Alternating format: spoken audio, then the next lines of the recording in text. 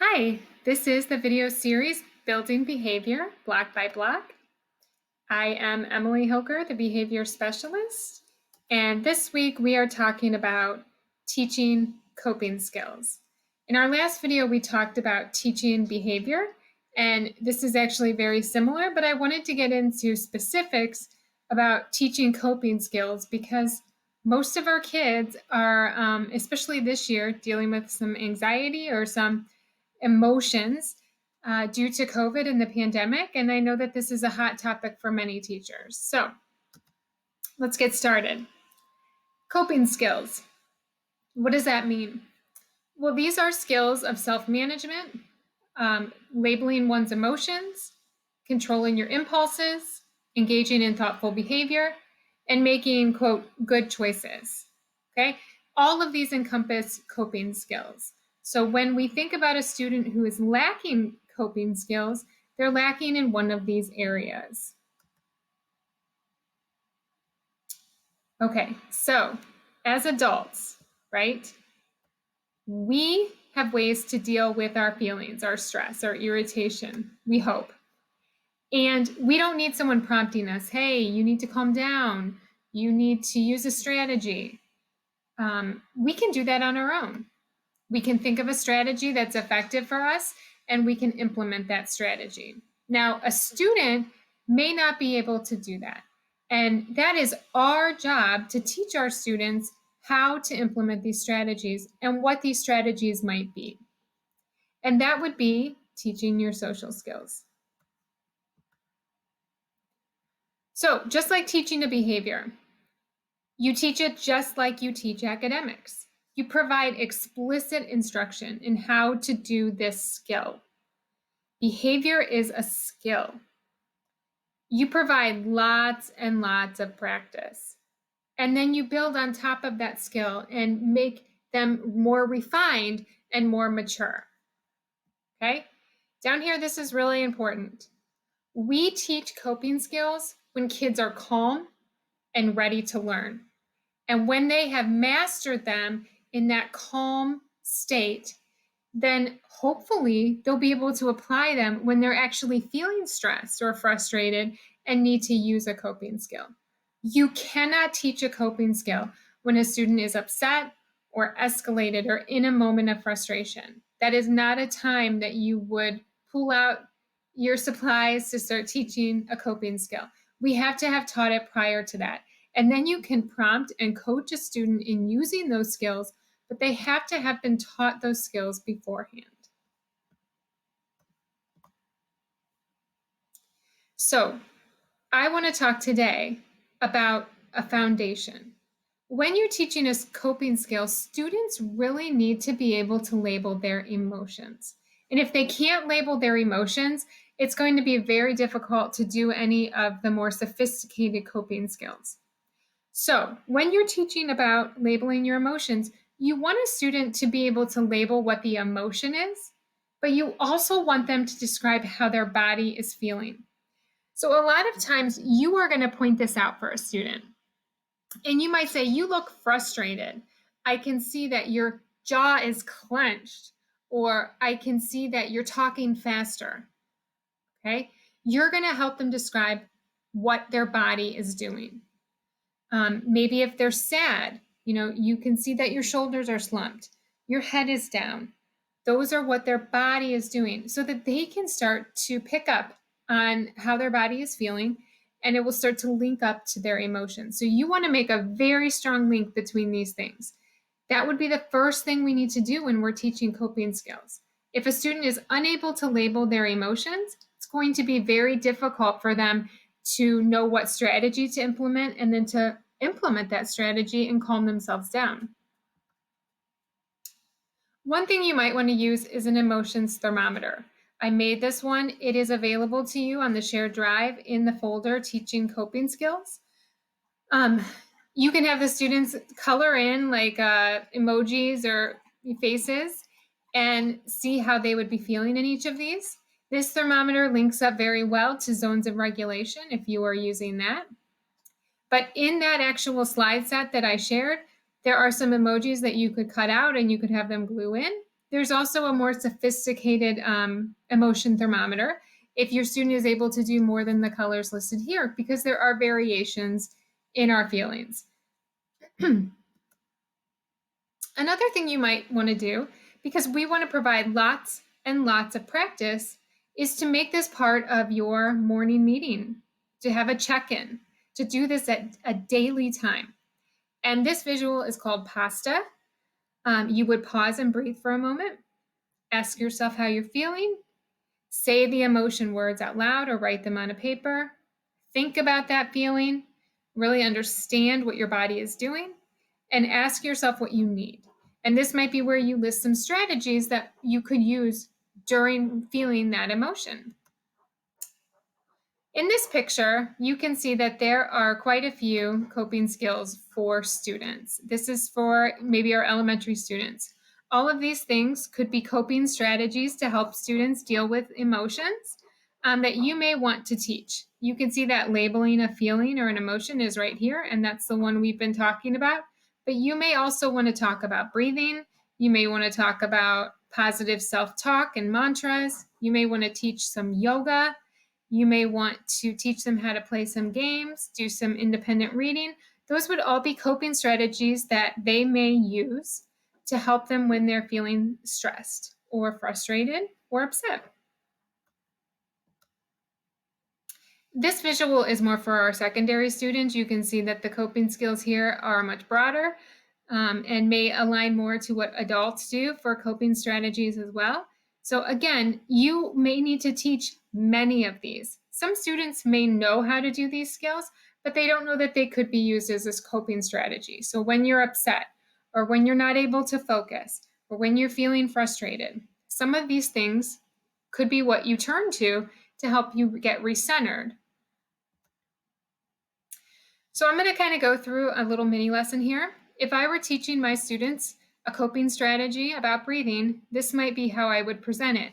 And I'm thinking back to behavior skills training in our last video, where we tried to lay out specifically the instruction, then we would model it, we would rehearse it, and then we would provide feedback, okay? So I'm going to give some instruction on what breathing is. Sometimes when we feel stress or worry, our heart starts to beat faster, and it's really hard to focus and think. When our body feels that way, we can help ourselves by taking deep breaths. Okay, you can see the picture. The picture is our lungs, and they're actually filling with air and then letting the air out. They're taking nice, deep breaths. We want to take breaths just like that. Okay, when would breathing help us? Sometimes taking deep breaths help us when things feel hard. If we're working in class and it's starting to feel hard or we're feeling frustrated, taking a deep breath may help us refocus.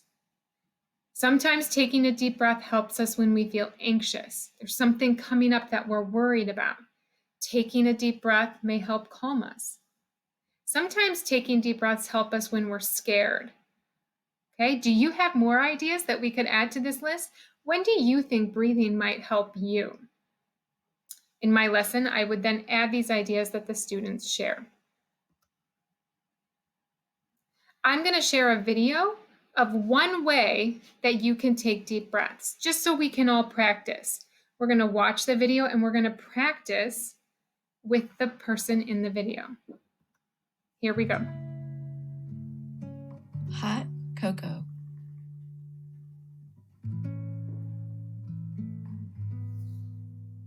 Pretend you are holding a mug of hot cocoa, with the mug cradled in front of you, between both of your hands. Bringing the mug near your face, take a slow breath in, and imagine that you are smelling the yummy, comforting chocolate aroma. Now slowly, with gentleness, breathe out, as you pretend to blow the steaming hot cocoa to cool it down. Breathe in as you smell the hot cocoa aroma, and breathe out as you cool it down.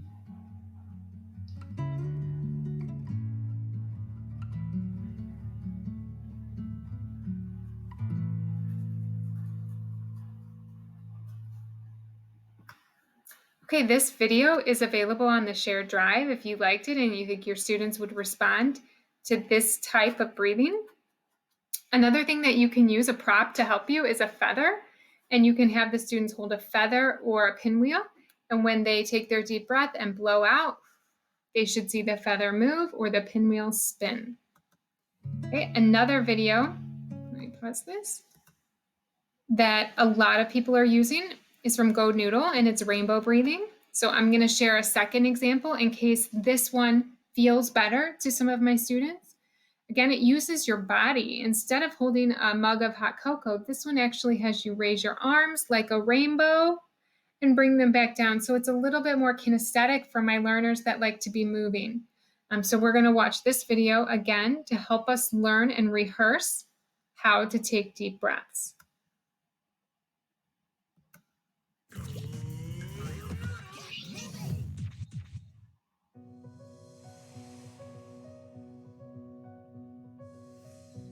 We can use our bodies to change how we feel. This exercise will teach you how to raise your energy and face your day. Close your eyes or keep them open. Have fun with it. Sit tall. You can be on the ground with your legs crossed or sitting at the front edge of your chair with your feet flat on the floor. Let your arms hang down at your sides. Open and close your hands a couple times to warm up your body.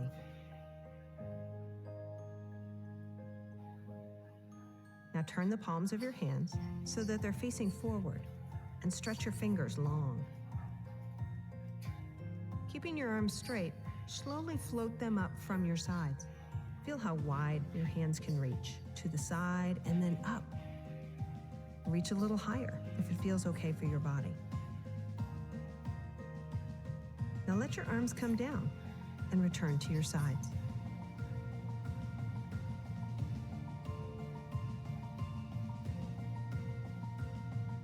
This time, if we match our breathing with our movement, it might help us to feel more alert, calm, more energized, and in control. Notice how you feel when you add your breath to your movement. Turn your palms out and reach wide for a bigger rainbow. Fill with air the whole way up. And if you need to take another breath at any time, go ahead, do that. It's all good. Once your arms are up, go ahead and exhale. Relax up there. Enjoy the rainbow. Your rainbow has faded away. Let's make another one as you come down. Breathe in to get ready. Okay, so you get the gist of rainbow breathing. This is another way that you could help your students learn how to take deep breaths. We really want to make sure that they understand how to do it so that their body actually gets the calming effect. It's not a breath that you want to feel up in your chest. You actually want to feel it down low in your belly. And so you want to make sure that you're practicing, rehearsing it, and then giving feedback, saying, I really like how you bring your arms all the way up and I can see your belly moving as you take that deep breath. So you want to provide that feedback to your students so they know they are breathing the correct way, that a way that's actually going to help them calm down. Another way that we can teach breathing, and this becomes a little bit more independent, is to use shapes. So this is a poster, and it helps you run your finger across these shapes and know when to breathe in and breathe out. This visual could be provided to individual students at their desk. I know some people have posted them out in the hallway to use as a walking break, and they stop and breathe at each shape. But again, this visual is available in the shared drive of teaching coping skills. And then to follow up my lesson on breathing, I would then make sure that I'm implementing it and practicing it daily. So this talks about mindful morning, and it actually involves using various coping skills to make sure that we're practicing and applying it. Again, I want to teach coping skills when my students are calm and ready to learn. And then when they actually need to apply a coping skill, they'll already know how to do it. So in this mindful morning, you take 5 deep breaths. You list 4 things that you can see or notice around you that helps you be more mindful and self-aware. You list 3 things that you are grateful for. This may help you make mantras or positive self-talk. You say 2 positive self-talk statements to yourself. Again, that's that mantra building, positive thinking. And then you name 1 thing you are looking forward to for the day. So these would allow us to practice multiple coping skills, and we would do it in our morning meeting as a whole group. There may only be 2 or 3 students in my whole class that I really want to make sure they know these coping skills, but it would benefit everyone to learn them. So taking a couple minutes and practicing this in morning meeting would be a great strategy. In the shared drive, there's also a folder. And in that folder, it has some books that you can use to supplement your lessons. This is just 1 page. So if you were trying to teach self-management, it has listed here books that would go with it to supplement your lesson. And there are all kinds of different books linked to some of the strategies and skills that we've talked about.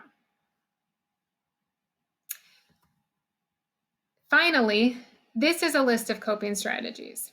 And you can see it's endless. Many people come up with their own coping strategies. There are a couple that we automatically teach in a school setting, and that often involves taking deep breaths, asking for a break, asking for help, having positive self-talk or thinking positively. Those are things that we try to teach, especially, and another one would be counting. But all of these things, you could show your students a list like this and let them start to individualize their coping strategies and pick things that work for them. There are some teachers that have a calm down spot in their classroom, and they have a variety of these things in their calm down spot for students to use. I know another teacher who has a calm down toolkit that's individualized to each student, and they have their own supplies in that toolkit, and it's available to them throughout the day when they start to feel that they need it. So when you start to teach these strategies, you want to make sure that then the resources are available for students to use. If you have any questions about teaching coping skills, you can always reach out. You can email or call me, and I'd be happy to meet with you. I'd also be more than happy to come into your classroom and help you try to teach one of these lessons. So please let me know if there is anything that I can help you do or other resources that you are looking for. Thanks for watching.